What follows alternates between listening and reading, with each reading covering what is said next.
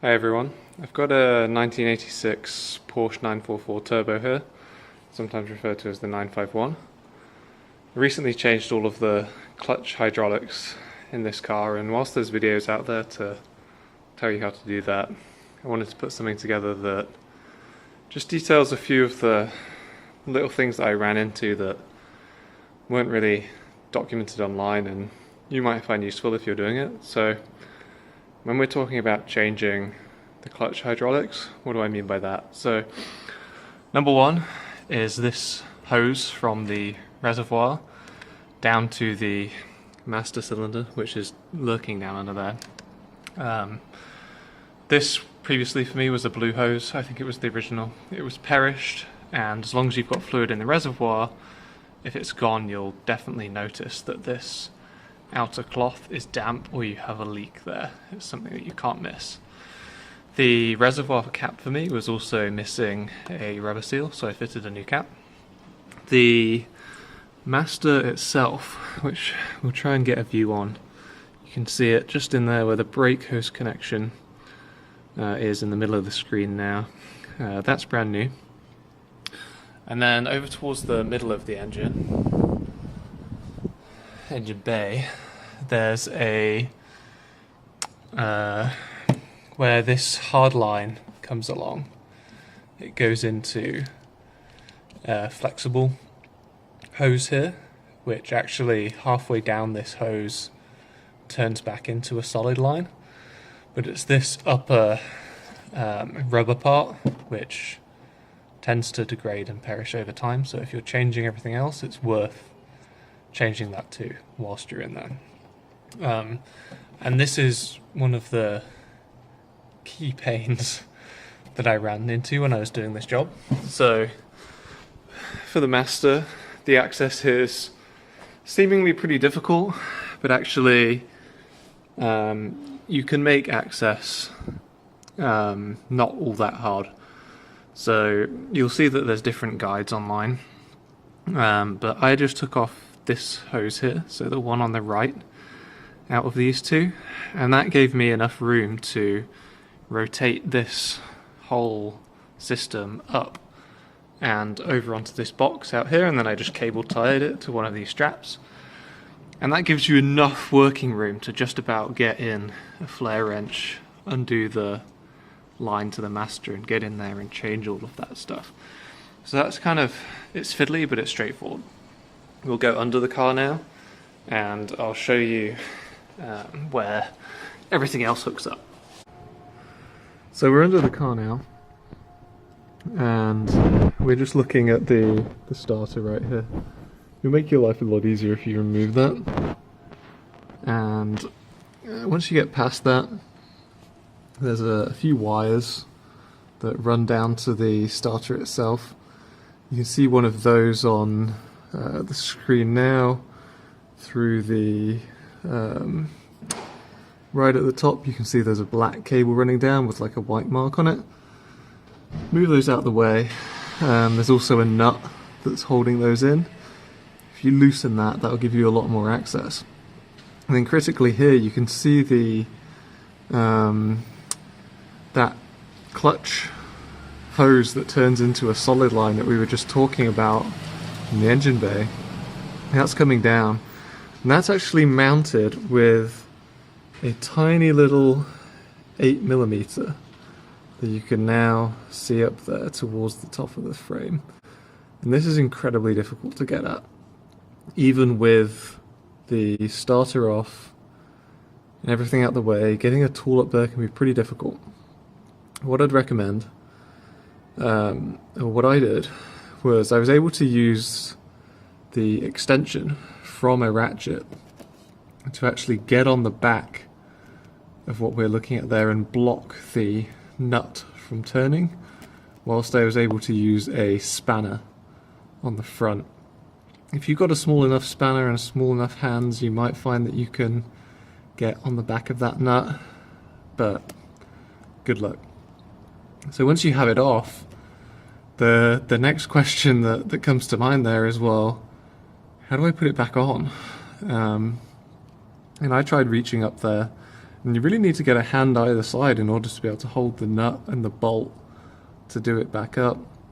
And there's just not enough space to work with. So what I ended up doing is taking that whole clamp off that holds the clutch line on and just running the bolt through, putting the nut on just loosely, enough for it to seat against the clamp. And then from there, I circled the nut with super glue in order to turn it into a captive nut that was built onto that little clamp. And basically that was enough to mean that I didn't have to hold the nut on the other side. I could simply focus on getting the bolt through and tightening it up in the open space that I have available to me above the starter and everything else. So that was something that I really struggled with. And then following that, it's all relatively trivial to button up if you're working with a new slave. Nothing's going to be too rusty. It's going to be easy to bolt stuff on. The only other thing worth knowing about down here is, as you're putting in the slave, it's possible to get the pin not exactly in the clutch fork. So if you come towards the front of the car and on the driver's side, you'll find that there's an inspection hole. It probably have a rubber cap on it. Mine didn't. You can see I'm getting a bunch of corrosion in here that I need to clean out, but that allows you to see whether the fork, this black rod here, is the pin from the slave is sitting within the clutch fork. And that means you can be confident that you fitted it right before you go through and bolt back up the starter and have to go through any pain of removing it if you've done it wrong.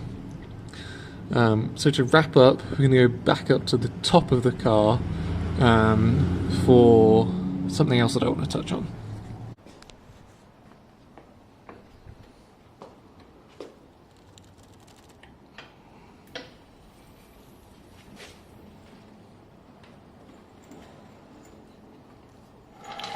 So we've got the car back down on the ground now. If I go inside the cabin here, you'll have had to have been in here to release the master from the actual pedal inside the car.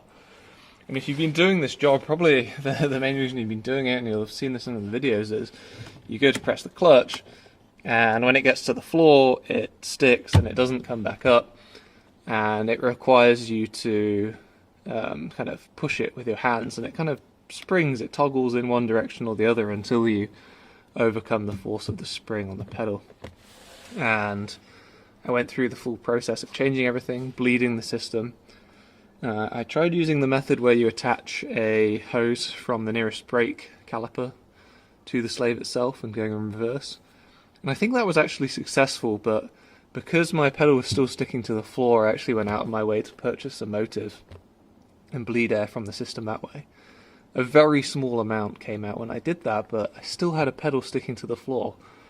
Now when you read online, people will tell you, well, there's still air in the system, you've done something wrong, motives always work. I was kind of scratching my head because I'd changed every component in the system and definitely no air was coming out.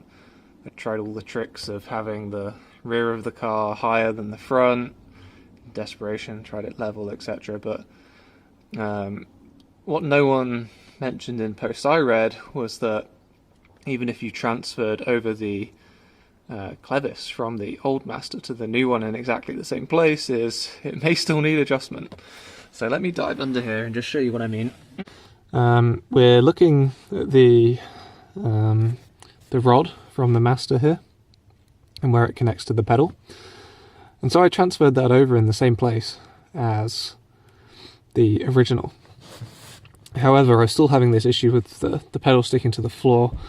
And basically, what you're looking for in this pedal is that when you push it, the rod will start moving straight away.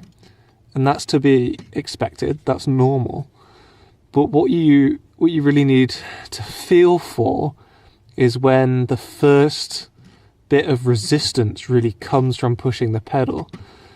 And you need that first bit of resistance to come after about 3 mil.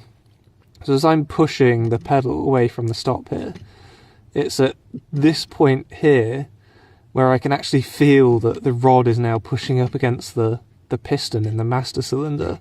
It's relatively easy to push to this point, it's just the spring pressure, and then here I can tell I'm hitting something else.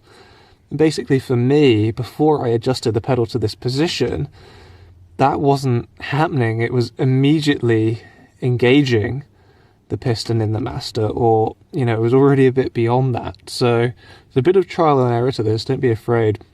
I'd just say if the adjustment seems particularly in one direction, try, you know, backing it out or going forward the other way and seeing where you end up. And after a bit of playing around, you'll feel what I'm talking about, where you get this tiny bit of free play where things move but there's no real resistance. And so, you know, I'm pushing with the same force and then it stops and I have to push harder to then continue. And that's the, you know, really where I'm starting to engage things. So now, just with that simple adjustment, everything suddenly came into play. So if I just jump in the car normally, and, you know, I place a foot on the clutch here, I'm able to go all the way down to the ground, and now when I take my foot off it, it bounces back up. So that's just kind of my experience with dealing with changing the hydraulics on this car. Hopefully a few of those tips could be useful. In general, when you're going through this, think about you know, not committing to anything as you go. So for example, when you're doing that clutch hose that we talked about within the engine, there's 3 points that you're buttoning it up. One is at the top here in the engine bay, one is that clamp we looked at, and then finally you're going to attach it to the slave cylinder down the bottom. When you feed this through to fit it, that clamp in the middle is going to be your biggest pain. So focus on getting the thread on that started at least, and then due to everything else that's in this area, if you don't want to have to undo everything, this is the next thing you want to get started and start to tighten up, and leave the connection to the slave till last, because actually with the starter out of the way, that's pretty easy to hook up. So yeah, let me know in the comments if you have any questions on this process. I'd be happy to try and help, but hopefully these tips help you get a working clutch pedal too. Cheers.